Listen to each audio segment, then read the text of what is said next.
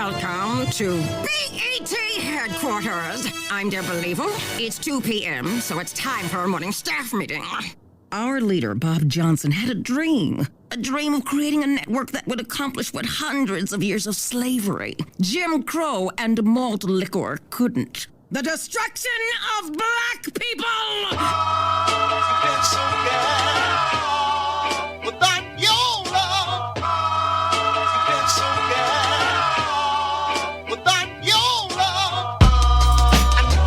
It's about to make a change. Do it with some soul and a little love. Change. Yeah, it's about to make a change. Do it with some soul and a little love. Change. You can't make a change unless you got the love. Change. Do it with some soul and a little love. Change. You can't make a change unless you got some make a change. Do it with some soul and a little love. Change. We started from the bottom, talking about the roots. Every time I'm in the booth, I gotta shoot the truth. My art is my art. It ain't no shame from it. Hey, y'all. Hey. Boondocks Podcast, Season 2, Episode 14, The Hunger Strike, in which Huey organizes a boycott of BET and gets some high-profile help. Will it be enough to bring the world's worst cable network to its knees? We can only hope. But first, how y'all living? What's up? Hello, everybody. It's July. How the fuck did that happen? Yeah, already. That's pretty much how I'm doing. Pretty soon we're going to be talking about freaking Thanksgiving and Christmas. That's going to be nuts. Yeah. Yeah. My boys go back to school in less than a month. Yeah. Like, summer school just started in Seattle. I'm not teaching this year, but I have been asked to help a little bit because there is this whole thing with special ed. I think I might have mentioned this before. Maybe it was on the other one, but they're trying to do this extra, it's called recovery services, and it's like extra help for kids with IEPs after getting through the pandemic, just to kind of help, give them a little oomph, I guess. Yeah. So yeah, the summer school coordinator called me and was like, so I didn't know this until this weekend, but I'm getting 13 kids on IEPs. And I'm like, great. Are they going to let you look at them? No, of course not, because that's not how summer school works. So, I was like, okay, here's a few things that you can do to, that can kind of cover bases for the basics. And then, if you need me to come in and like observe something, just let me know. Oh yeah. Like, He's on his second, so there's 2 3-week periods, sessions of summer school. So he has like maybe a week left. I'm sorry, 2 weeks left out of the second batch. But I just looked, at the calendar. So the boys go back on August 4th. So it's really just under, Wow. Just under. They're not. Why do they start so early there? I think charter school, they put in more time. So part of their thing is more time. So they have more of an extended school year. A little bit, but then they do have a week break in the fall, in October. Plus, then they have the traditional winter break. And then they have a week and a half off for spring break. So it kind of evens all out, even though they start earlier. But that's something, actually, the way that there's nothing official saying this, but I feel like that's what the Seattle School District is doing, because the start date for school keeps creeping earlier and earlier, and the last day of school keeps creeping later and later, and there keeps getting to be more holidays and breaks in the middle. So Teachers' Days, they have a couple of those throughout the year, so it kind of evens out. I know the boys hate it, but I remember my first day of school being like August in the 20s. I don't ever remember, other than being in elementary school, starting after Labor Day, which is when it should really start. It's always been after Labor Day in Seattle up until I think this last year was the first time it was, the start date was, it was like September 1st or something like that, which was before Labor Day. I think pretty much most of Northern California starts prior to, starts in August sometime. That's very cool. Yeah. So, they're like, hey, you parents, maybe they're trying to be nice, but I doubt it. It's probably, let's get the money faster. Yeah. When kids in the class, we get the money faster. So Yeah. it still doesn't stop us. We're taking a vacation in August. Our boys' birthdays are the 8th and the 12th. They're turning 10 and 13. Can't believe it. So we're going to take them to Universal Studios. So very cool. They will have some time that they will not be there in the first, couple weeks of school. But darn. Right. Well, they have a teacher or a father, so they'll be okay. Yeah, definitely. How you doing, Linz? I'm just living, y'all. Living my best life. Oh, I mean, that's hopefully what we're all doing, right? No, because it's a lie. Right? God, I'm so fucking sick of this shit. Mm-hmm. But yeah, we get on. Still appreciate everything. Gratitude, all that good shit. But Lord child, can we get some release? Like even going back to school in September, I'm kind of like, wow, you guys are optimistic with all these fucking variants. Mm-hmm. Oh God. Yeah. Hey, actually, that reminds me of something that I wanted to bring up. I know that we've talked about the vaccines before and the different vaccines and their merits and their detractions or whatever. And the Johnson & Johnson, we were like, because it's a little less effective, but it's the only one so far that is showing to be effective against the Delta variant. Yeah. So that it could potentially be something that they end up giving to everybody because the Delta variant, it might be turning into the main one here. Yeah. I saw that and I was like, Moderna, Pfizer, get on your shit. Really? Of course. Yeah. And I was just talking to hubby. I was like, do you think they'll make us get vaccinated again? Because of this new variant. Or they can go, if you have it. It'll probably be like a booster kind of system. Or like, it'll be like the flu shot, where we're doing something every year. And they're, it's Delta variant this year. So we're doing the Johnson & Johnson. And it's the Alpha variant this year and whatever. It's freaking nuts. Like, I kind of hope that, I'm not saying like, let's put completely on lockdown. But the fact that people can't drive and I'm back on the road with them, I wouldn't be mad if they had to stay home. Mm-hmm. Yeah. Folks can't drive. But nothing's going to go back into lockdown except for other countries because our countries, we're too, the economy is too important to care about people dying. So, And Biden, he's really pissing me off every day. But he's getting in and I feel like he doesn't know what he's doing. He's just closing his eyes and then pointing at something like on a map or something. And then that's his decision. Like he is like, Deja vu. Right? Just without all of the shit talking and the, divisive, the TV, the tweeters and the tweeters. That sounded hello tweets. And then I mean the Twitters. I definitely wouldn't go so far as to compare him to our last resident in chief, but he's the perfect centrist. He's doing exactly what he said he was going to do. He's going to try and do these things. Although he's broken a whole bunch of promises too, most of them to the people who are farther left than he is. I like that you said try. You said try because that's definitely what he's doing. Yep. I'm going to try. He definitely should have ran on like, I'm going to try. Well, and these days, he did something the other day where somebody asked him, do you, what was it? It was like something like, do you have confidence in blah, blah, blah, blah, blah. And he's like, no, I hope that it works, but confidence, how could I have confidence for something when we don't know anything about it yet? He's just like, no, I'm not gonna bullshit you anymore. I'm done. This is scary. Like, oh, thanks. We're doing it together. If any of you guys have any ideas, write in. Let me know. Right? We'll try that too. Yeah, does feel wrong. Doing better.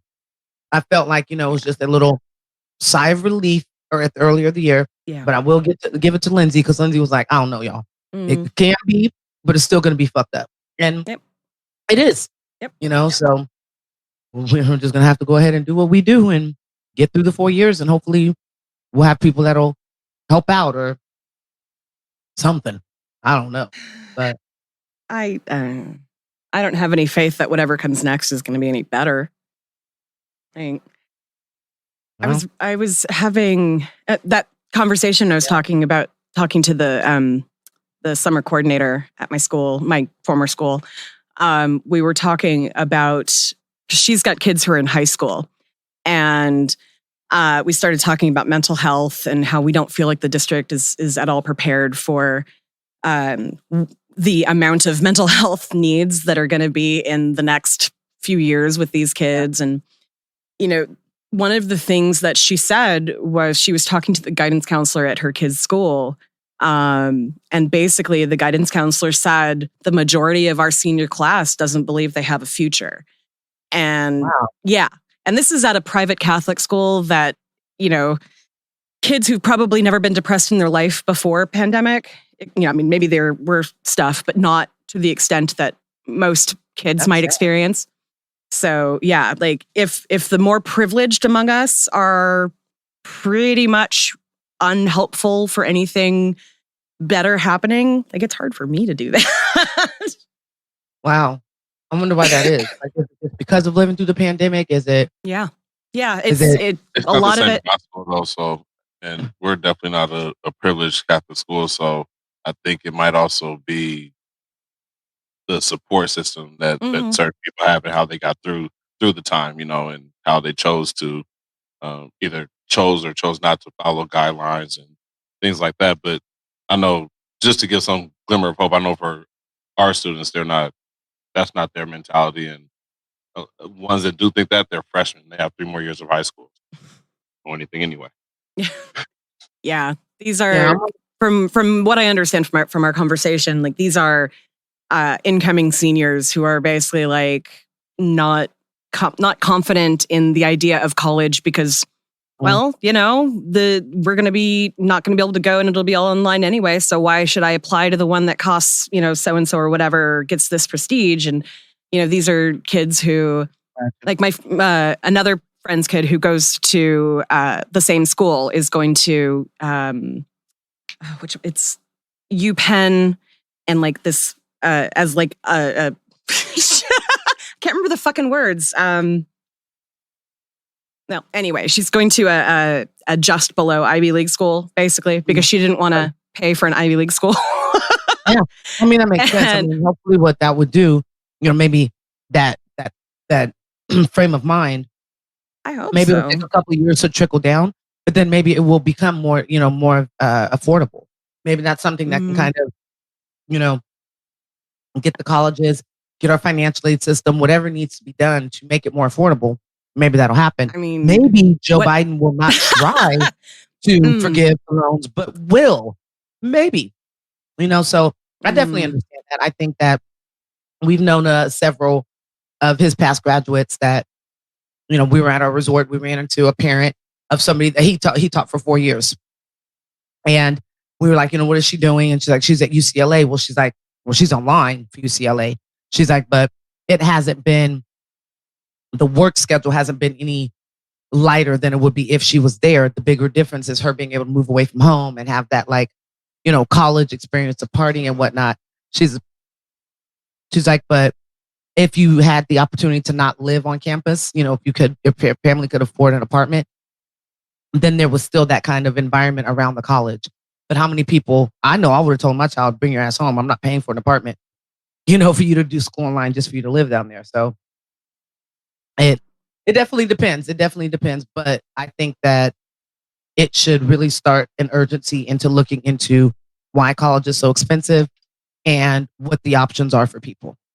Colleges are expensive because capitalism, and and they continue to be expensive because gatekeeping and classism, and so yeah. What I do like about this whole thing is that it's actually brought brought people to go to HBCUs. Mm-hmm. So there's been a larger influx of people enrolling in HBCUs. So that is positive that's come out of all this time as far as education. I think if I was a black kid right now in today's environment, especially after the news today, I would be applying for Howard in like a half a second. Like, yeah, what was news today? That what was her name? Nicole Hannah Jones, who did the 1619 project. she was finally offered tenure at the college that she worked at, and she basically was like, "Nah, I'm going to go work for an HBCU." Wow. So she's now going to be working at Howard University teaching. It's like journalism, but critical from a critical race point of view. I can't remember exactly, but it's just it was exciting to see that. Awesome. And if I was the 18-year-old that I was back then and having something like that, because I was interested in journalism, especially photojournalism when I was a kid. I'm just like, it'd be amazing to me if when I was growing up, the only experience I had with HBCUs, the only knowledge I had of them came from the Cosby Show. Mm-hmm. That is it. So it wasn't. It wasn't. I knew of them, but I didn't. I mean, because of School Days, I knew of it. But when I first watched that, I was like 10. So the effect on me was long lasting later as I watched it as an adult. But Different World always had. Yeah. Like, I thought I was going to Hillman. I thought Hillman was hella real. I was like, where can I sign up for the tour? And my mom's like, it is not a real college. And I was like, I don't know what you're talking about. It definitely is. What's the building that they show when they go, in between scenes? And my mom's like, are you like, let's go ahead and start using that good brain of yours. But yeah, my feeling on it is the time that we grew up, I wouldn't have been opposed to it. But I think that for me, I wanted to learn how to make sure that I had the skills to be around all races and all ethnicities and all backgrounds.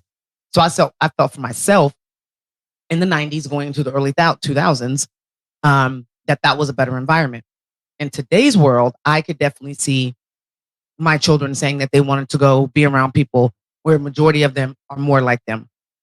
Because no matter what, from the South, maybe your experience is going to be a little bit different. But I think the overall for the country and my children's generation, it's definitely going to want to be more of, I want to be around my people just to enrich who I am and then be able to enrich the lives of others, but by better understanding myself. Mm-hmm. And not so much they just want to go be around Black people because we don't like anybody else. Not so much of that. So I see that's, where kind of the influx and the attendance has grown. Also, people are realizing that you can be somewhere where you don't have to pay as much as you would have to pay if you went to UCLA or USC or, in pretty much anywhere here on the West Coast, because most HBCUs are on the East Coast or in the South. They're all in the South? I thought and the East Coast. Yeah. There's Vermont or not Vermont, but Virginia.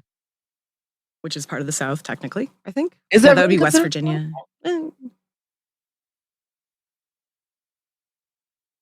Where, yeah. Okay. Yeah. Okay. I think, but I thought there was a couple, well, like you said, there's some on the East Coast. So I thought there was some in the New York-y kind of area, somewhere around there.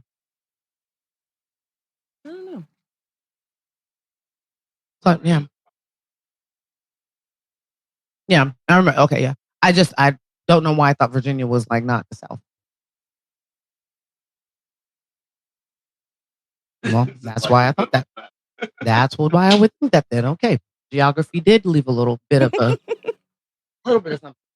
But yeah, so I definitely I see it. And then of course more money being offered to, HBCUs right now. Mm-hmm.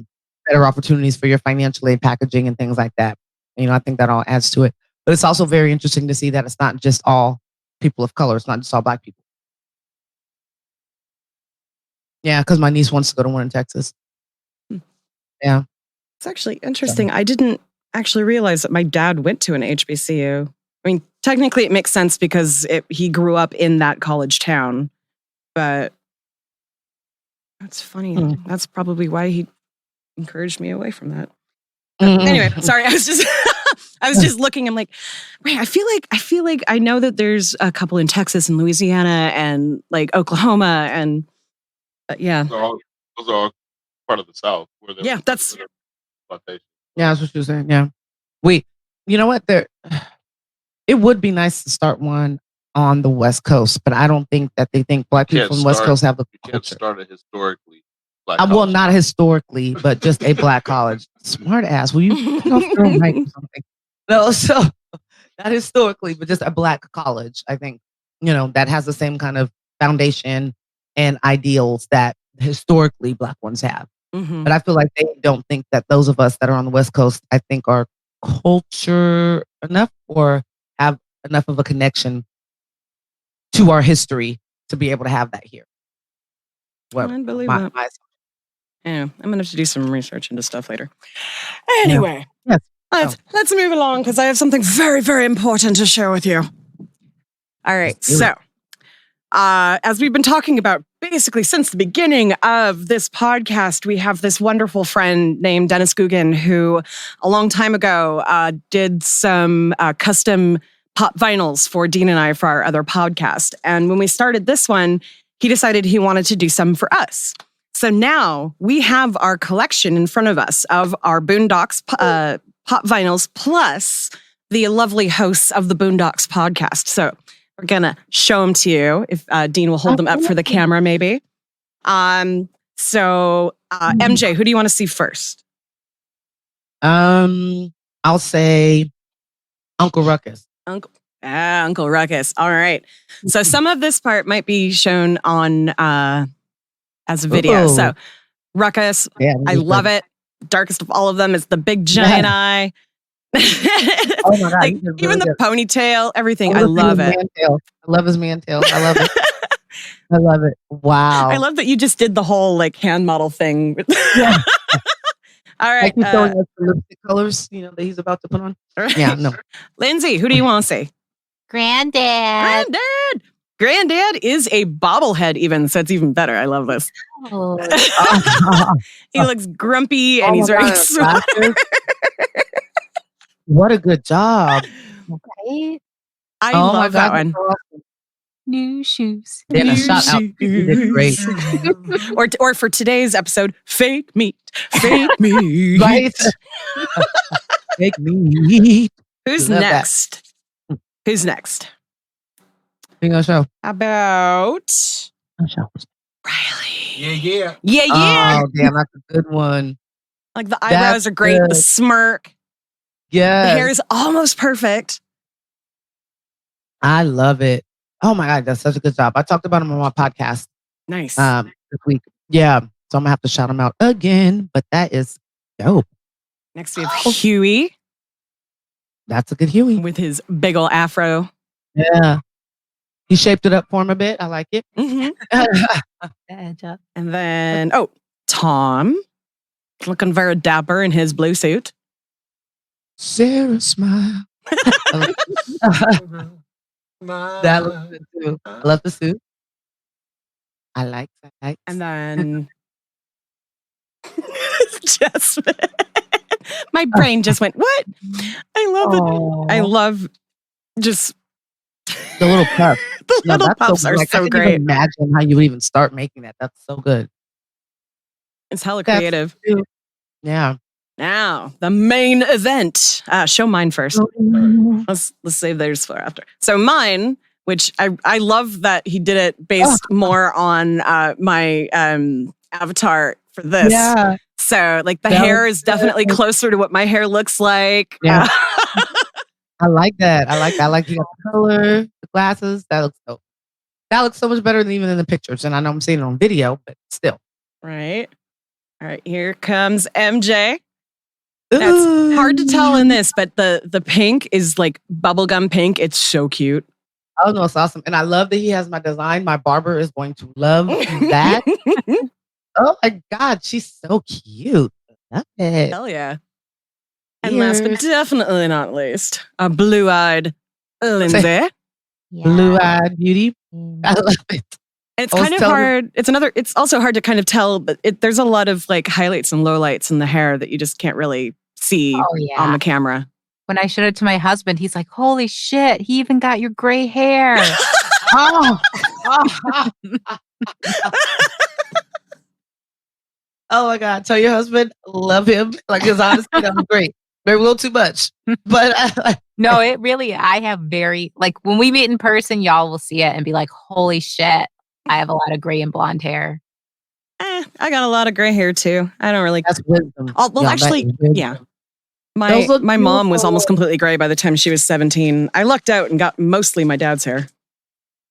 Same. That's how my mother-in-law was. She said she was gray when she was over 20, babe. And completely. Yeah. And she tries to act like that's not the color. Like we can't see. She tries to act like it's not. It's real silvery, almost white gray. She's like, no, it's not. But thank you for sharing so much. My son asks, so when are they going to be on the shelves at Target? Oh, that would be awesome. Yeah. Right? I was like, get on that, son. Find out how we do that. And then maybe we will be. I mean, Funko needs to hire Dennis. So seriously. Yeah, he's been doing these for so long and he can really get what it is about either a character or, a human that is the most recognizable because nobody looks like a pop. Nobody has a gigantic head like that and little tiny body, but somehow he still makes that look like a real person. Yeah, some people. I would love to. I don't know if he's shy about camera or being on, but I would love to just ask him a few questions. See what he thought through the process of making all of them. And Dennis has been on How Are You Now, and he's also been on the Produce Stand podcast. So he is very amenable to being on. So that wouldn't be a problem at all. We should have him on, especially since we're almost done with this season. Maybe that'll be a good little, maybe for our whatever we do for our year, we can invite Dennis and maybe some other, the people that we've had on and. Yeah, kind of like what we did for the July 1st for. Yeah, we get Demond and Drake and that'd be cool. See if we can get I don't know, other. When we can even believe how we're about to be done with second season and almost on a year. I did sign up for IMDb Pro for a short period so I could get agent email addresses. So might as well reach out and see. I mean, right now I think would be a great time to. See if we can talk to some of those people since they're going to be having a new thing soon. Right. I agree. Look at you. You're so smart. I never thought about doing that. Well, it's only because we've been talking about it for Letterkenny because they're finally putting out another new season. And so we've been talking about talking to people more. Yeah. So, yeah. That'd be cool. I think people are really open to it, especially with podcasts. If it's not a major publication, a part of major journalism. I think that people are more open to speaking with them now because it's not that all that bullshit that comes with being on Access Hollywood interview. Not anything wrong with Access Hollywood because I love people on there, but there's not the bureaucracy, there's not the background. You know what I'm saying? They have more control over what the message will be. Speaking to a podcast. Yeah. Speaking to them. So yeah, that might be, let's put it out there once again. Speak it into existence. It will happen. That's what we have you for. I will. I love that. All right, let's start talking about this episode before we run out of time and someone has to go take a phone call. All right, so the episode starts inside the BET headquarters with the fictional president, Deborah Lee-Evil, presiding over a board meeting on how they are destroying Black people. We heard that in the open. That was her addressing her people. The issue of Huey Freeman is brought up as he's shown on CNN, giving a press conference stating that he is on a hunger strike and he will not eat until there is a public apology for creating BET. The network is shut down and all of the executive board members commit seppuku, a form of ritual Japanese suicide. Lavelle is unimpressed. He's just a kid. No one can stand in my way of destroying Black people. Especially not Huey Freeman.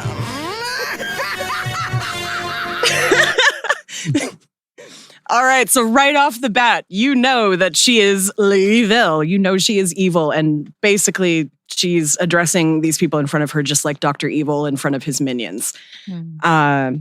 And because of that, I did actually want to talk real quick before we get too into the episode about what this episode is and why, if you are following along at home, why you never saw it when the TV show came out 15 years ago. This episode and the one that follows it never aired in the US. They were added to the HBO Max lineup last year when this hit. And that was the first time that those of us in the US could actually see these 2 episodes. Now, actually, I was wondering how come I'd never seen them before. Yeah, right? Let's see. Woo, sorry, too much wind. And it's the other paper, of course. All right, I wanted to read. Dean got some good information on this exact, how much of a parody this is to something that was happening in real life at the time. So there are widespread rumors that this show and the second episode, which is what we'll look at next week, the Uncle Ruckus reality show, have been banned from airing in the US due to threatened litigation from BET. However, a Cartoon Network representative stated that BET had not contacted Cartoon Network regarding these episodes ever. It does not mean that Viacom, which is the company that owns BET, did not have a hand in maybe threatening legal litigation against them. Sony Pictures Television, which produces the series, has not issued a statement on the matter. The episodes are said to specifically attack Reggie Hudlin, who was BET's president of entertainment, and Deborah L. Lee, president and chief executive officer of BET Holdings. Lee is portrayed as Leeville. Like I said, based on Dr. Evil a little bit. Hudlin is portrayed as Wedgie Rudlin, a culturally insensitive buffoon coasting on his Ivy League education. Ironically, Hudlin had retained an executive producer credit on the Boondocks, though this is only a contractual obligation. Hudlin has not had any involvement with the show since the first pilot was rejected by Fox. During the episode, the character Deborah Leeville relates the mission of BET within the Boondocks universe, saying, "Our leader, Bob Johnson, had a dream that would accomplish what hundreds of years of slavery, Jim Crow, and malt liquor could not accomplish, the destruction of Black people."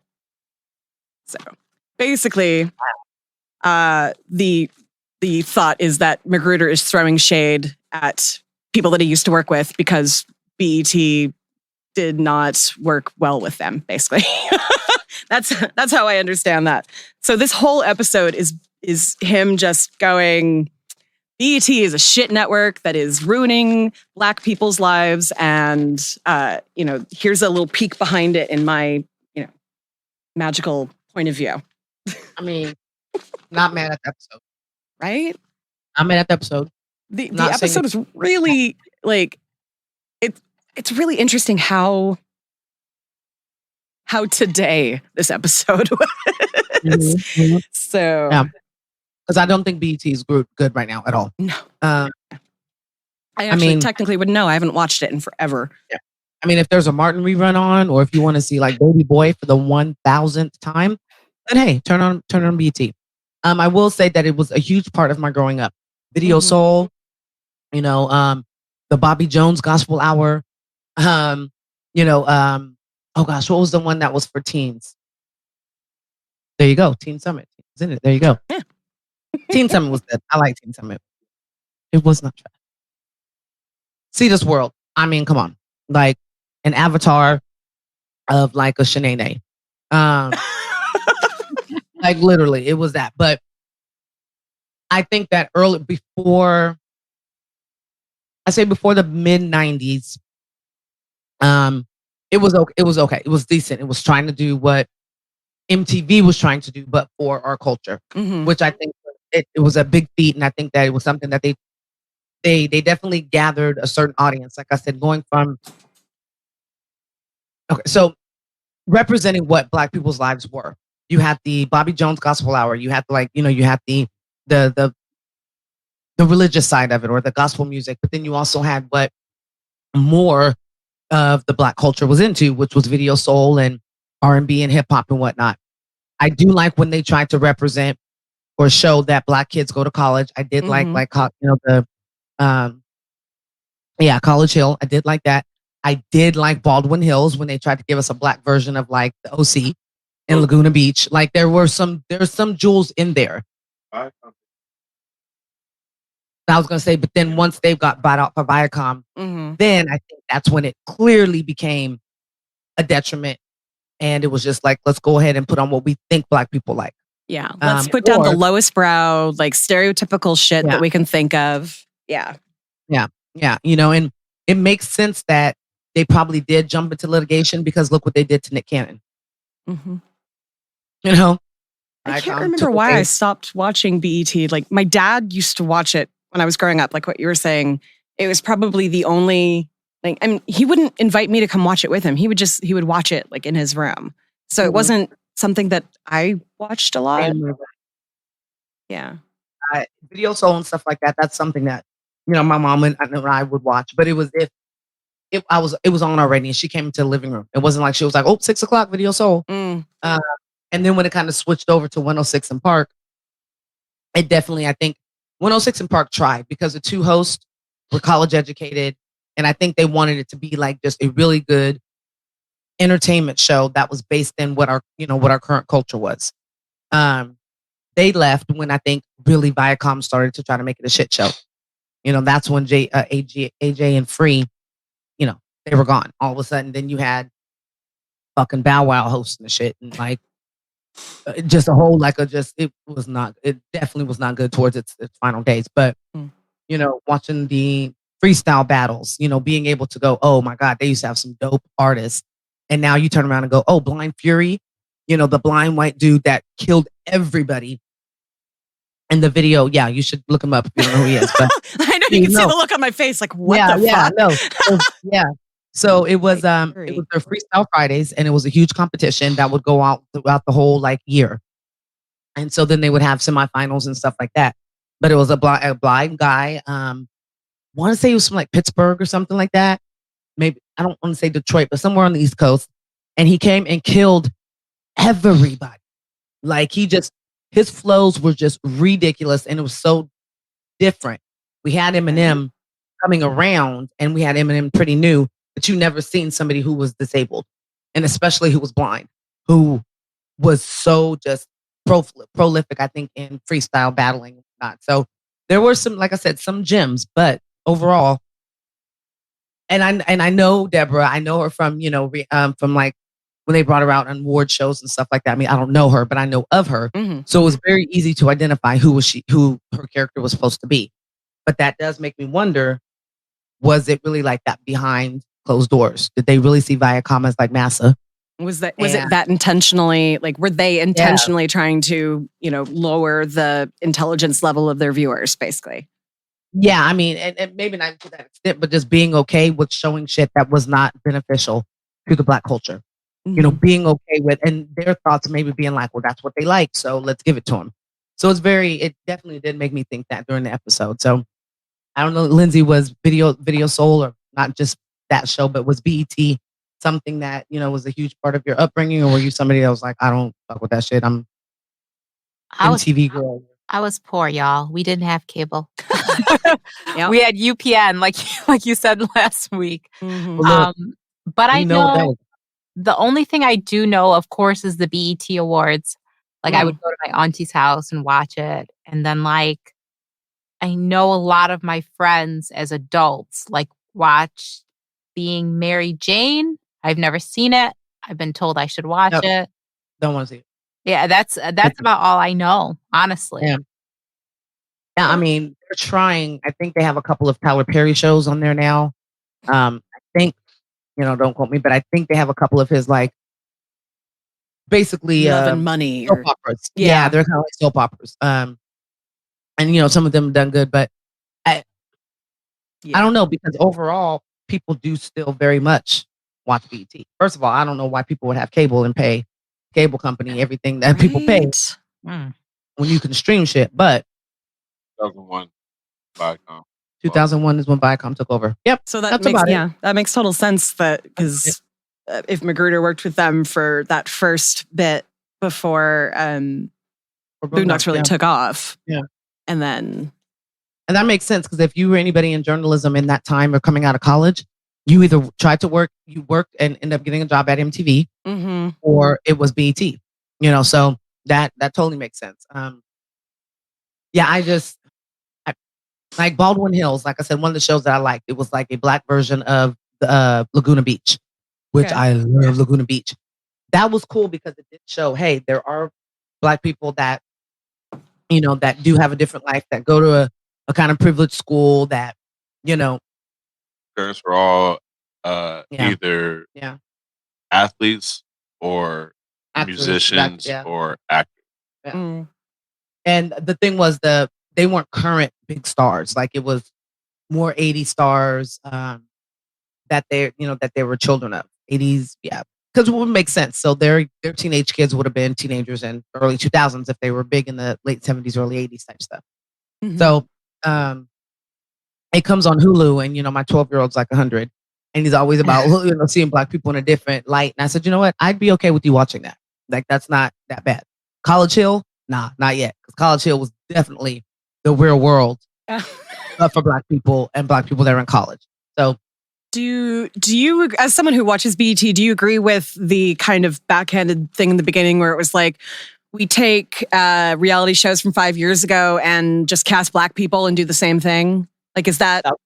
Yeah. Yeah. That's what Baldwin Hills was. That's what College Hill was. Like Okay. that was, yeah. And now that I think about it, why does everything have a hill in it?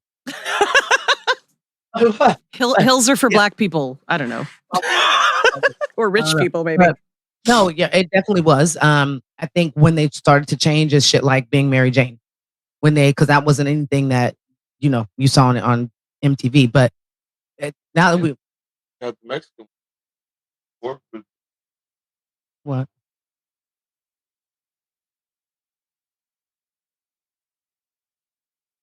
Oh, I don't know. Maybe. Every show BT had. Okay. Like, I wonder if that was a demotion. I wonder if they were like, you don't work MTV anymore, but you do work across the street. Yeah, probably. I mean, Yeah. like, maybe. You're don't know. hip and urban. Let's take your ideas over there. White people. Yeah. Your Dockers are a little bit baggier than everybody else, so you look like hip hop, like something. I know. Right? Yeah. That's interesting to know the backstory behind it, and I'm glad that for our listeners, I wonder how many of them were able to see those episodes or have seen the episodes that we're about to cover. Yeah, I had obviously not seen them. Like, going into watching them today, like my process for all of this, we watched through everything in the beginning, and then we are taking it one episode at a time and like not watching ahead. So I've only seen this episode once before today, and that was when last summer when we first rewatched all of it. So yeah, when it replayed today, I was like, I don't remember this at all. And I probably watched it 3 or 4 times before it finally was like, okay, I can see what's happening now. I can get like, I those little things that you always catch in all of the episodes, it works better for me when I've seen the episode a couple times before actually trying to study it. So like, did you realize, babe, that we hadn't seen that before? Yeah. So I realized, I was watching, I was like, I don't remember this shit at all. Like, I got really confused because, and we'll obviously talk about this in a minute when we go into the episode more. But, Reverend Rollo Goodlove was in the S Word. And that episode aired, quote unquote, aired before this one, where in this one, he meets him Huey meets him and it's like, he's this awesome guy that Huey's just starstruck by. And, so wait, you hadn't met him before, but you had met him before. So that's why we went looking into it. Like, how does that work? What did this episode get placed wrong in HBO Max, or no, it never played. Wow. Yeah. Wow. To be able to, because nowadays, if that happened, they would have just released it online. Yeah. Absolutely. And it would have been a big, not commotion, but it would have been a lot of focus on it. Everybody would have watched it, got their message out, and maybe BET would have, faced a little, and Viacom would have faced a little backlash in today's world, for censoring somebody in their art. So, wow, that's super interesting. All right, so back to Freeman household. It is dinner time. Granddad and Riley are eating and all of Huey's normal food, and this is where Granddad, of course, is saying, fake meat, and talking about how, somebody likes veggie burgers and all of this, but Huey's on a hunger strike, so he's just sad looking at the food. Neither Granddad or Riley understand why he's doing what he's doing, and they're teasing him about it. And we have this exchange. BET is out to destroy black people. My nigga, I watch BET every day, feel me? There ain't nothing wrong with me, feel me? Nigga, you just hating, feel me?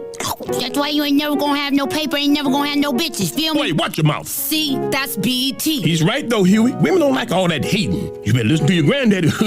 You don't want to be bitchless. I know bitchless. Look, I'm bitchless right now. It's no fun. You feel me? You feel me?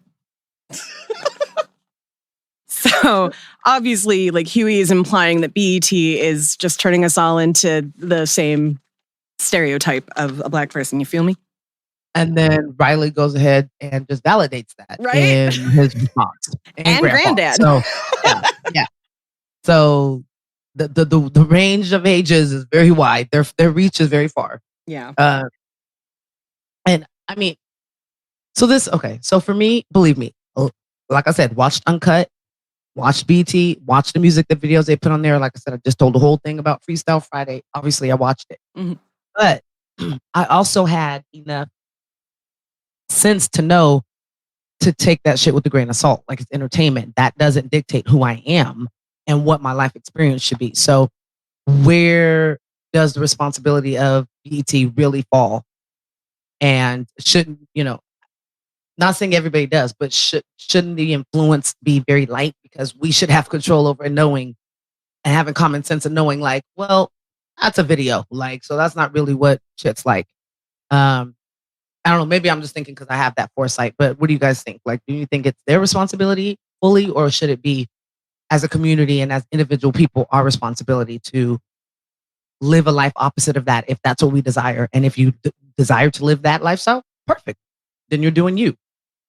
So I think part of the problem with that is that as a society, media has basically dictates our and influences our likes and dislikes. So a lot of people who might watch that show, that station a lot, might not have, think about Fox News viewers. They're not inherently evil, but they are fed over and over again this diet of crap until eventually it's coming out of their pores. And that's kind of the same thing that Magruder is saying that BET is doing to black people, that it's just feeding them the fat without any nutrition and, making us all sick. Yeah. And I can definitely say that. So I think my point, would be more of like, we have to be responsible for doing our due diligence and identifying what we believe in that, or going and fulfilling all the fat without, and fulfilling it with nutrition. So I think that's probably it. Like, and not making one singular thing your only form of entertainment because you're getting all of your information from that one place. Entertainment and information. Like, you can't just, like, people use Facebook and use it like it's fucking an encyclopedia, and it's like, no, it is not. So like, that's not factual. Please go and read something don't read what your freaking, coworker's cousin shared and how you're reading it. Like, like, go and find something that's actually of benefit. So I definitely get that. So just wondering. I kind of see like that as far as whose responsibility is it, or what we should do.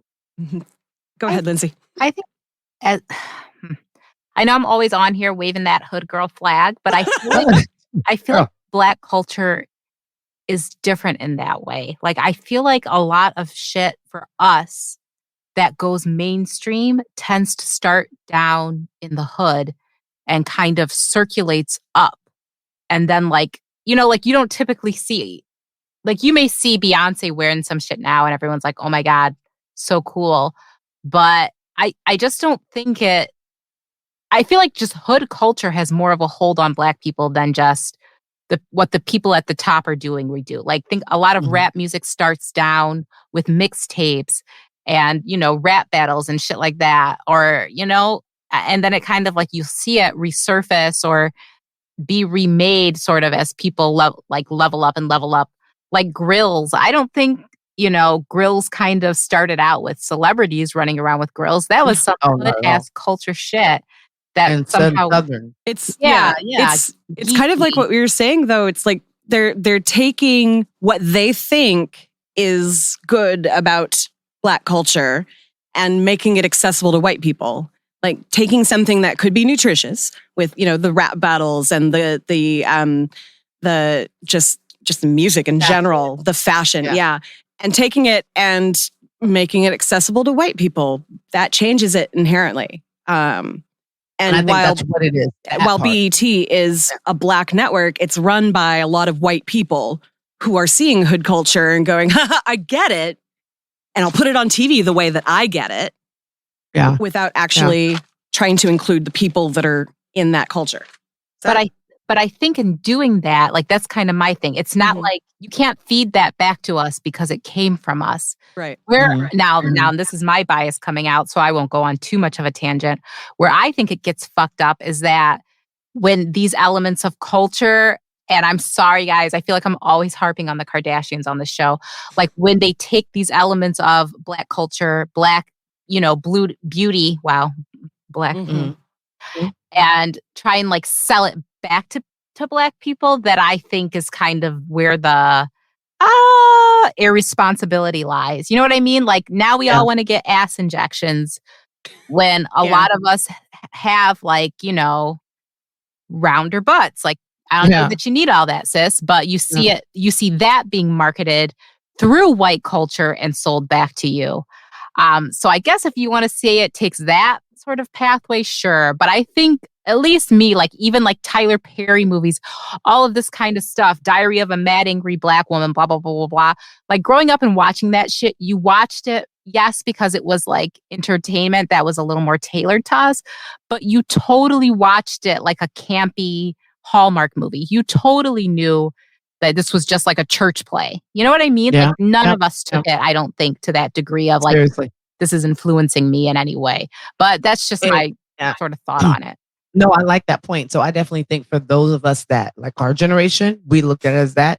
But now look at these kind of woke Black people on Twitter and women that have like so much, energy that they put into being so critical of others, and especially other Black women. I think that kind of derives from that whole mad, angry, ready to kill Black woman movies and shit that Tyler Perry used to put out.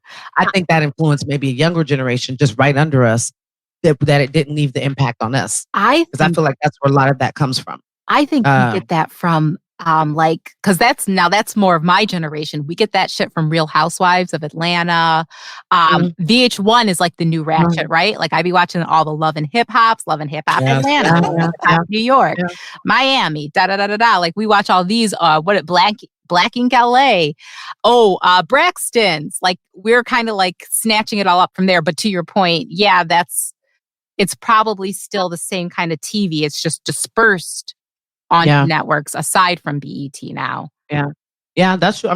But like, so then by the same token, Mona Scott is definitely a small, little, small little same thing. But she obviously has a footprint. Like she was that one who Viacom could attach onto and then be like, well, we're going to put you on VH1 because VH1 is, no longer that old school music channel that it used to be. It's no longer the behind the music channel. It's no longer the, the pop video station. It is salacious freaking reality TV where they take these B and C list actors or, performers or whatever, and give them a little bit of money that they haven't seen in a long time. And they put their entire business out in the street. And Mona just keeps, she just keeps recycling that with all the different cities she goes to. I think somebody like Cardi B used it right.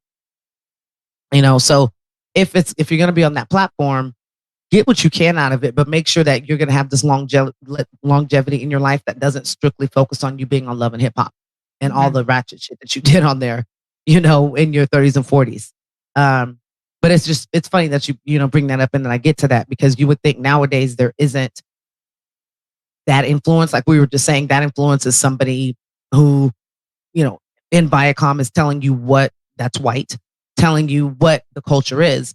Well, then you have somebody who's very Black, who's also kind of attaching into that and then telling you, well, this is what Black culture is. Mm-hmm. So you have somebody on both sides. Don't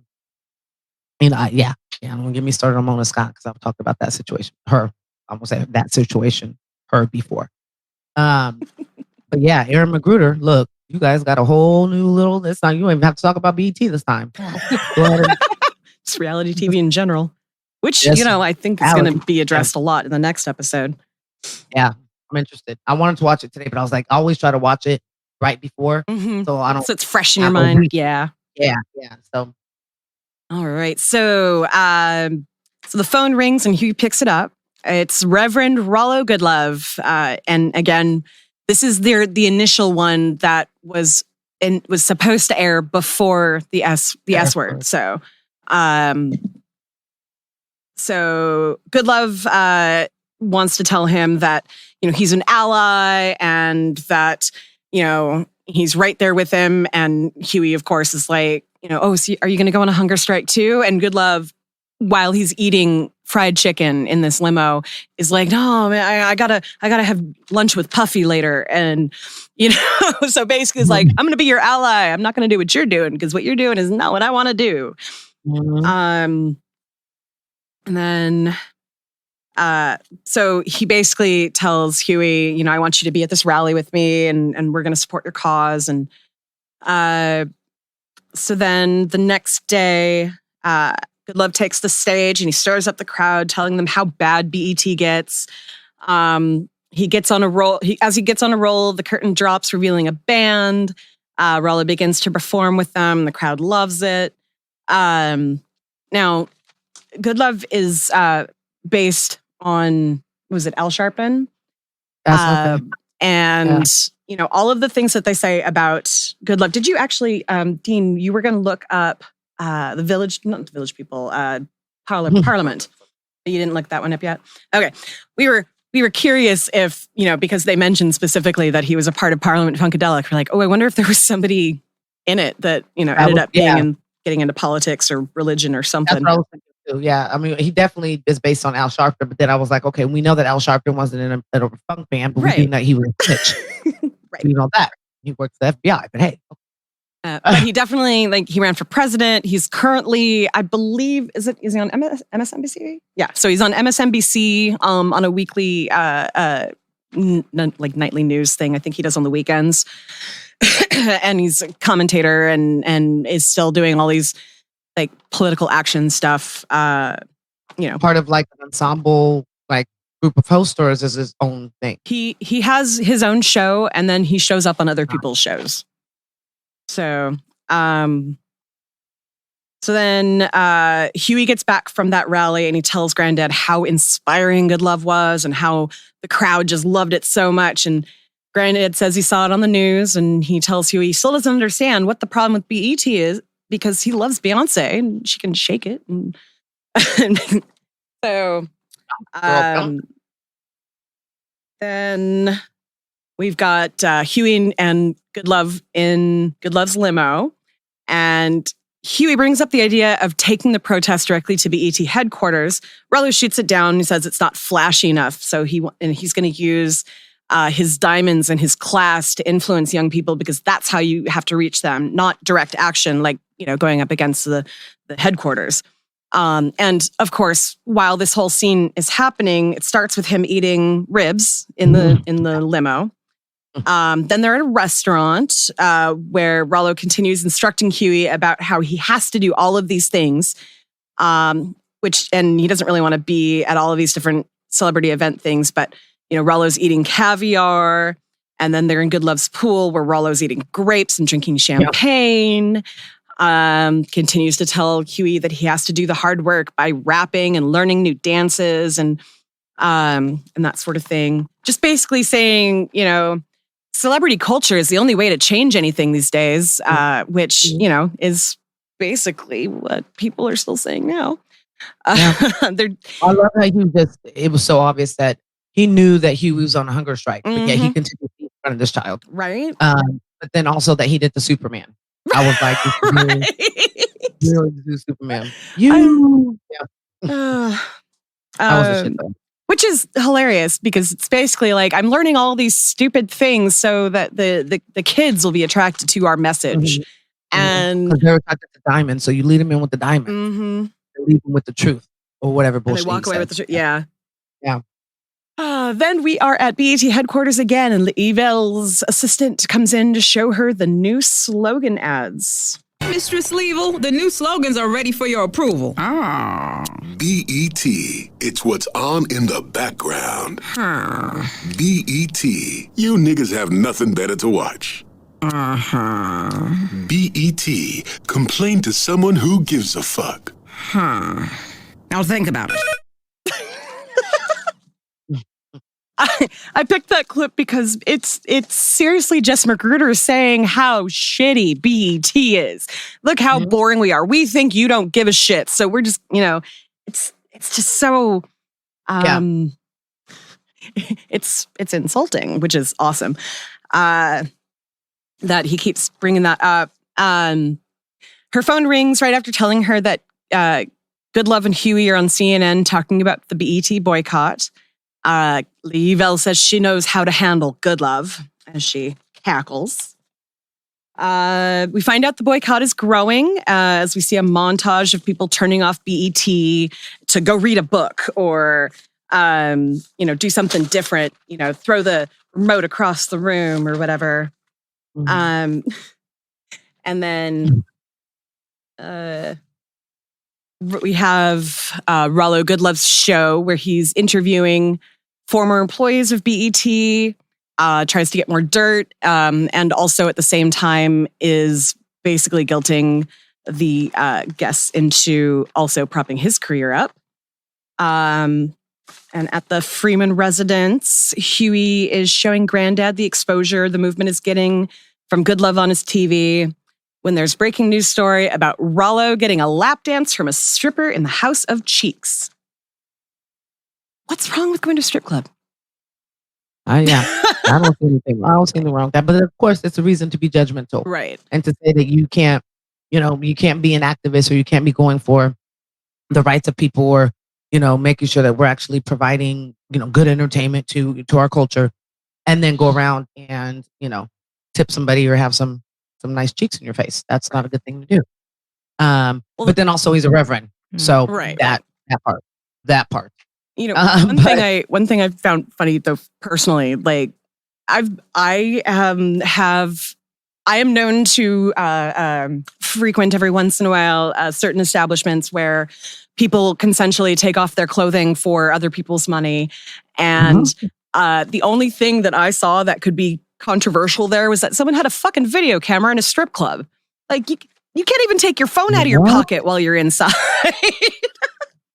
So, were they recording for the strip clubut right? So it makes you think like that one of the dancers. I'm sorry, not strippers. One of the dancers. Yeah. But you know what? It's becoming such a thing. There are content creators that are dancers that share their everything with you. They share, get ready with them. They, talk about their money count or definitely. talk about their lives. In the club itself, most clubs, it's completely against the rules to bring in. No, I'm just saying that it shouldn't be so looked down upon when people are trying to show I'm still a person. I'm just saying nowadays let's take all the stigmas out of it. There are the salacious and the immoral things that happen to these women, but it's not because of what they do.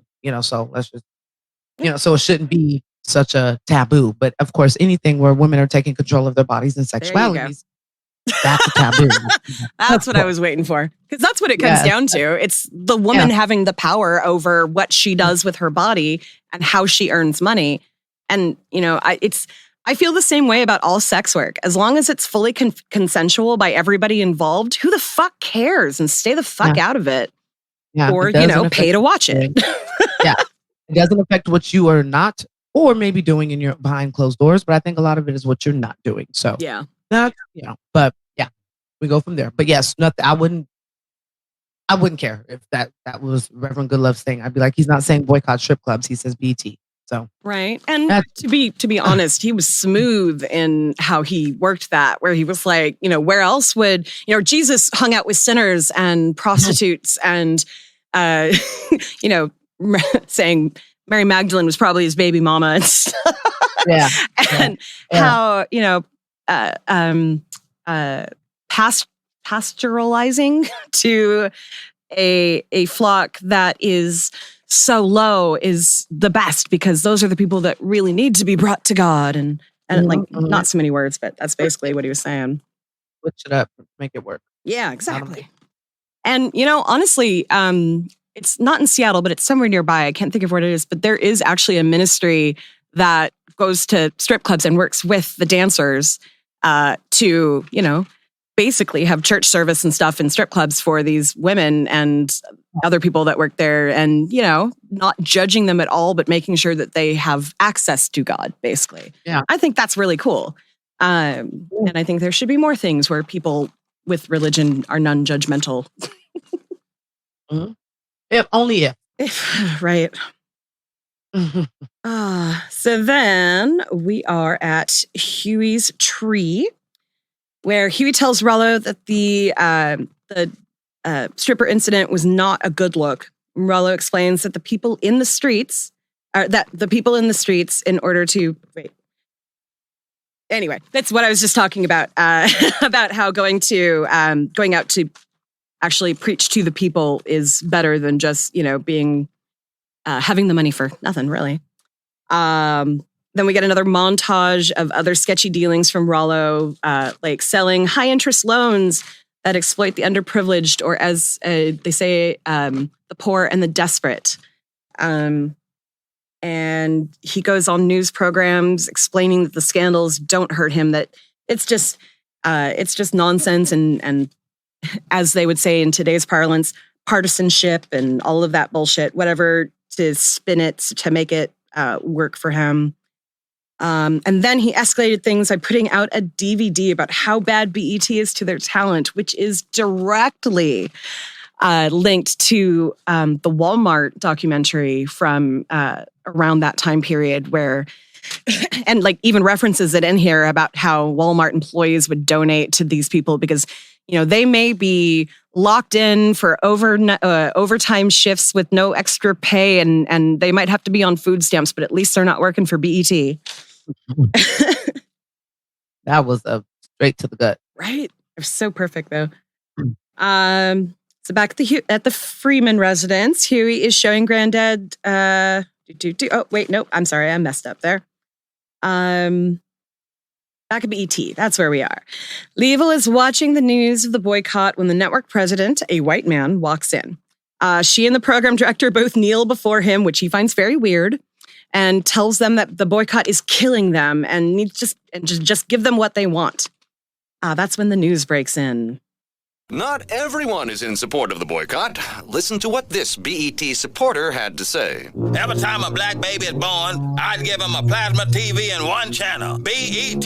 Slap it right on the ceiling over the crib. By the time that nigga's 12, he'll be watching it in jail. Ha ha ha! BET forever! BET! Boom-ba-ya! BET! Boom-ba-ya! That's the kind of language they understand. Surprised you guys haven't given him a show. Da, da, da. Which, since our next episode is all about Ruckus getting a show. Leads into it very well. Right? So right after that, Leeville decides to set up a meeting with Goodlove. So the next thing we see, the boycott has ended, but none of Huey's demands have been met. We come to find out that Rollo made a deal to get his own show on BET. Now, if you're following along with us, we already know that Rollo's show is about him being a dad. What's it called again? My Dad Rollo. And we found that out on the S Word because he's promoting that as he's on the news about that subject. So he says that the only way he can fix BET is from the inside. And then finally, back at home, Huey's eating. And he has question for Granddad. Granddad, what do you do when you can't do nothing, but there's nothing you can do? You do what you can. Oh, by the way, did you hear they're giving Ruckus a job at BET? Can you believe that? What the hell is wrong with those people over there? Damn, they'll give anybody a job at BET. I don't want one. Shoot. That also, give me a job, but I don't want it. It's recruiter being like, I don't want your shit. I'm cool. Look where I am now. That quote though, or what Huey said, and then what Grandpa's response was, I thought that was really like one of the times that Grandpa was, dropping some knowledge. Right. You do what you can is a very, especially telling a kid who is seeing that things are, that this, he just had this dream of actually fixing something ruined because of someone else's selfishness. And Granddad's like, yeah, that's going to happen, but you got to keep trying. But I know, Lindsay, you had something you wanted to definitely say about this last bet there. Oh, no, that's it. That's why I picked it. That's not just, it's for all y'all. The world's fucked up. You do what you can, you let it go. And my mommy says, you're not here to save the world. You're here to be in it. I like that. Cut the anxiety and do what I feel like I'm here to save a couple of children along the way, but definitely not the world. That's too much. I like that quote. I like that. Yeah. Your mom is dropping some knowledge. Little recluse. I like that they ended the show this way too, just because the way that Granddad obviously might be a little bit jealous that Ruckus is getting his own show, but also like, damn, they just give a job to anybody at BET. Like that really is what it sounds like when you find out that Good Love gets the show and Ruckus gets a show. And so this is basically a two-parter because the next episode is the direct result from what happens in this. So it almost feels like this is a little bit of a cliffhanger. So first of those, but that's the end of this episode. So anything else that you guys wanted to bring up from this episode to talk about before we go into our next segment? Double check all my notes. Yeah. For once, I've talked so much. So I think. All right. Well, in that case, I think we are ready. Welcome to Stupid White People Questions. You mean I'm gonna stay this color?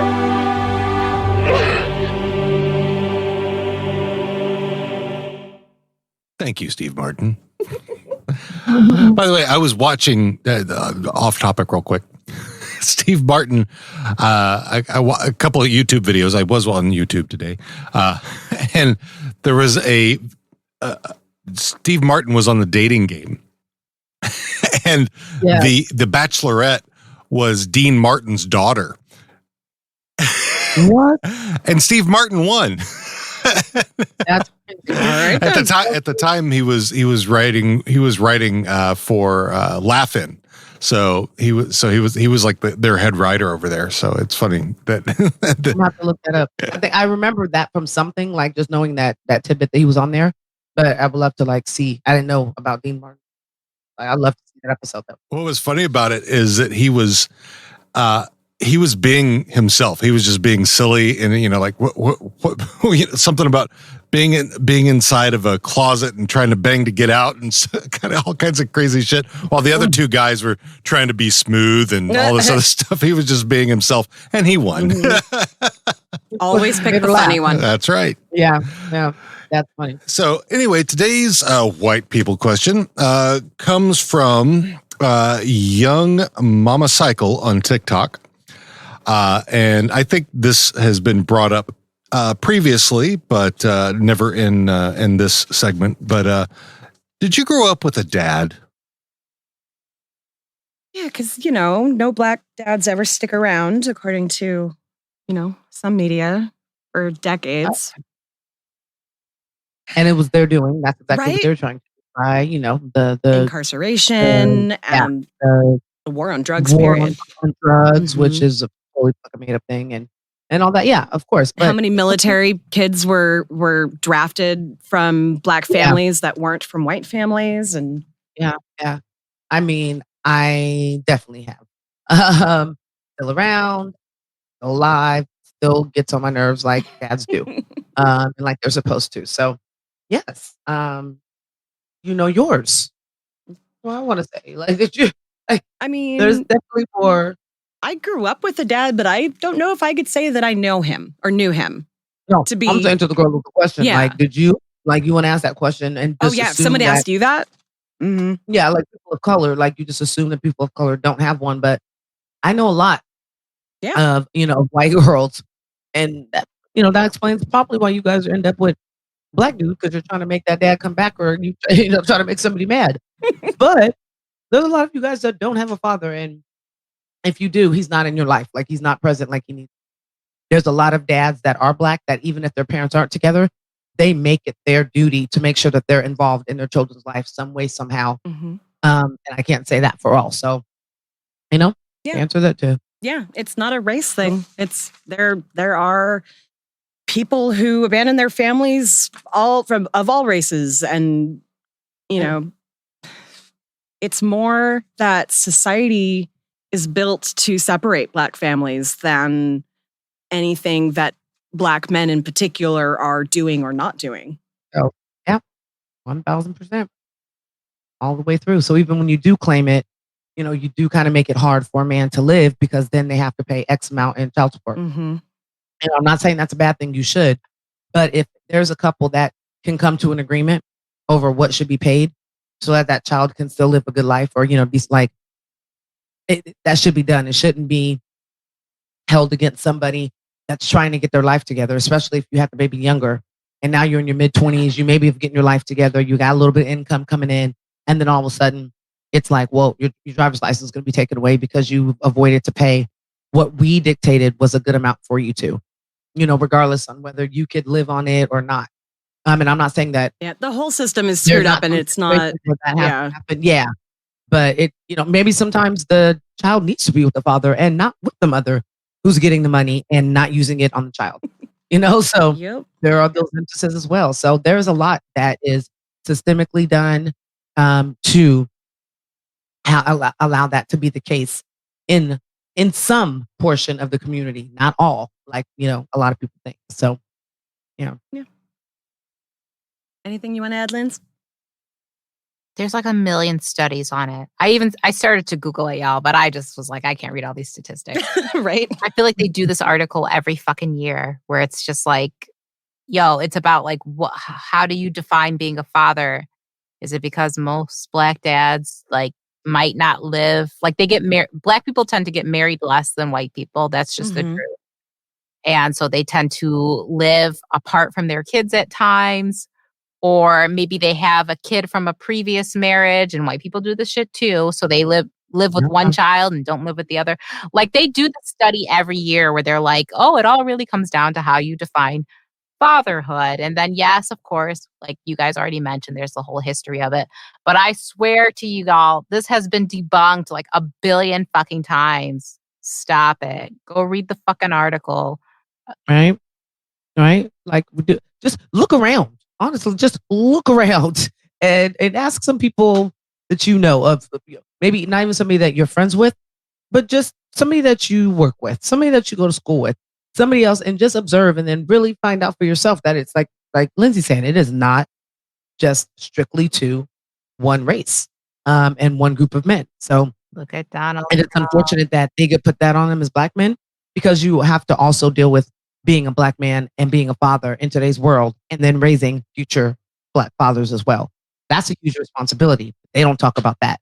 And the ones that are doing it, regardless of what they deal with every single day or what the system tries to do to stop that. But, that's what those questions should be actually asked. How do they continue to be an integral part of society? A black man have those stressors on them, but then also trying to make sure that they're being a good example to raise future men that are, able to kind of, keep that good thing going.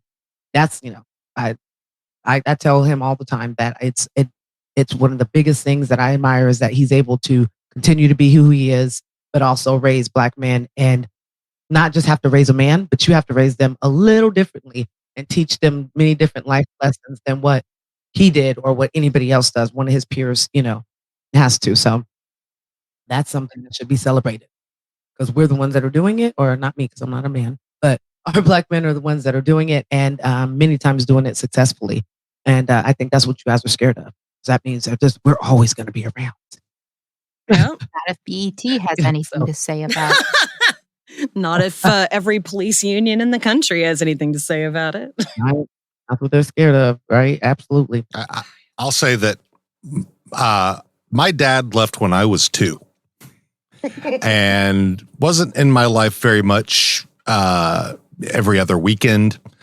from the age of probably 8 until I was 12.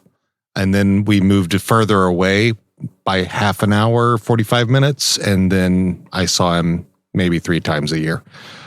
So it has nothing. Just for the record, your dad is white, right? Last I checked, Right. yes. But yeah, I did have father figures in my life. I had stepdad who cared for me very much. I had other male role models in my life who, got me, helped me out along the way. But yeah, it has nothing to do with any skin color or anything like that. I will also say that as far as child custody, men who ask for it will tend to get it. The reason that fathers don't generally have custody is because they didn't ask for it. So that they didn't have the money to fight for it. could be. Yeah. I mean, but generally, there's a lot of fathers who just don't. And I don't know if it's because they've been told this legend that, you're never going to get it. Women always get it. Well, that's because dads don't ask. If there's, and it's also starting to change. Yeah. It used to be that it didn't really, unless the mom was, not fit. Thank you. To take care of those children. Unless she was demonstrably not fit to take care of those children, she did always get the child. And the dads that would fight would get a lot more visitation, but not necessarily the main custody. But over the last few decades, that kind of has changed, but the idea in society has not changed. Like you go into overall, overall, when a couple splits, the children just stay with women. Yeah. And part of that is because that's what we believe it's supposed to be. Yeah. I mean, when my ex and I split, my kids stayed with her, and mostly that was because they were already in school up there. They had their friends there, and I wasn't that far away. So, and I still saw them twice a week at least. And then, usually other events, Wednesdays and I was also coaching with, so all that stuff. So I was always around, and whenever I was available to be around. But yeah, it's not easy. It's not easy being away from them. I mean, and now they're all grown up, and it's going to be even less. So that kind of breaks my heart. But they're both very excited that we are moving to a house where our intention is to have family gatherings and have a place for the future grandchildren to come and gather and they choose to have it. If they choose to have any. Yeah. I'm pretty sure your daughter will. She doesn't want to right now because she's a teacher and she's 21. But I don't see her not having kids. She's too much like me when I was her age. They're at the age now where they're really like, when they need you, they'll let you know. Oh yeah. And so it's kind of like, my 23-year-old lives in LA, and I would like to have him make the effort to come see me more. But I remember what I was like at 23. Like it was just like, hey, I talked to you. I'm not dead. I'm doing good. Everything's good. So yeah, it's time. It's time for you guys to go and kind of do you. That's what this change is going to allow you. And then they're grown, so when they want to come visit, they will. Yeah. And you won't have to pay for it and all that good stuff because they're adults, and adults do their own paying of traveling. And if you did if you did a good job being a good parent, they're gonna want to have their kids around you, and they're gonna want to be with you as you grow old and. Yeah, it's all cyclical. It's that time. It's weird, but yeah. All right. Good. Okay. Well, is there anything else you guys, any final thoughts you have or anything before we get going? Just love you guys and have a great week as well, and to everybody that listens. And I'm excited for the next episode because I'm curious to see, Hell yeah. The shit show. I think that it will be of not the episode, but the idea of the episode is going to go on in it. So can't imagine that being Emmy worthy television. So I'll be interested. All ruckus, all the time. It'll be interesting how they work around his blatant racism on a show for that. I'm looking forward to it. Yeah. Sure. All right. Well, I want to give a shout out again for Dennis Guggen, who made our custom Funko Pops, and you can check him out at DG Pop Customs on Facebook. And he's done. Just if you can think of a character, he's probably done something for them. He's got a lot of really great examples. So if you want something, if you want you, or if you want your favorite movie character, contact him. He's amazing. Shout out. Thank you. It was great work. All right, my friends. We will see you again next week. Don't take this the wrong way, but I need you to get the hell up out of here.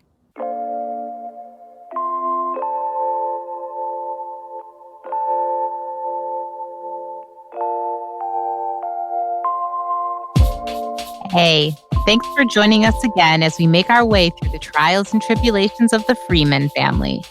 We hope to see you back again next time for the Uncle Ruckus reality show. Want to know where to find us on the social medias or where to subscribe to the podcast? Just head right over to www.theboondockspod.com/links. Have a stupid white people question you want to leave us? Email us at host@theboondockspod.com or leave us a voicemail at 760-933-8636.